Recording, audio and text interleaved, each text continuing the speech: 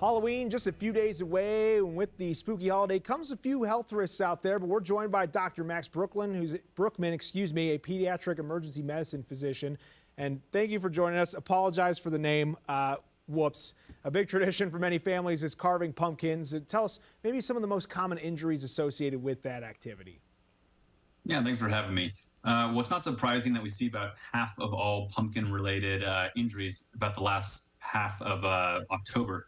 So mainly from knife carvings of these pumpkins. Interestingly, we see most of those injuries in kids, usually 10 to 18. So even though we think of our older kids as maybe a little more responsible, better at handling knives, but usually that's when we're maybe giving them less supervision and they're more likely to maybe hurt themselves. So the lesson is it's a guided, supervised activity with your children.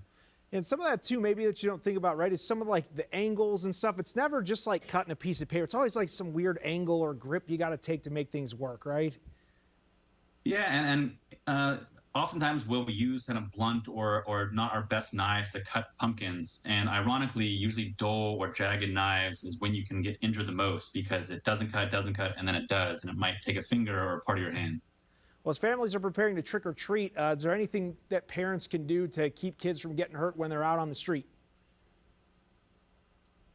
We see a big spike in trauma, specifically children being hit by vehicles. It makes sense. There's a lot of people who are walking in the street. A lot of children will be wearing costumes that might have low visibility. They might be wearing masks that kind of mess with the peripheral vision. And so it's very important to kind of keep in mind the trick-or-treating areas that you'll be going to, because it's not uncommon for a child to be excited. Even if they previously know to look both ways or to hold your hand when crossing the street, they might see a friend or just they're kind of caught up in the excitement of Halloween, and they might dart across the street and they might get hit by a car. All right, so here's the big one, because for years, even since I was a kid, we've heard the tales of like stuff hiding in the candy, or you got to be careful because some of these are going to have some hidden things in them that just aren't great. Should parents be looking over the candy hauls before that their kids bring home? And is there anything in particular that they need to be looking for if that's the case? There are no documented cases of strangers poisoning candy for Halloween.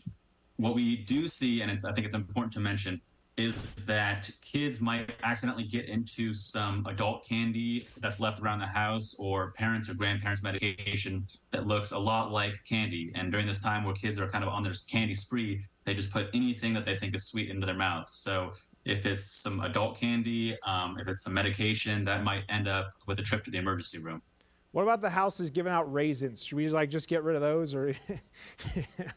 I give out toothbrushes, but I guess that's why nobody comes to my house. Hey, they'll be there, that's for sure. We appreciate your time today, Dr. Brookman. Thank you for helping keep everybody safe as we get through Halloween.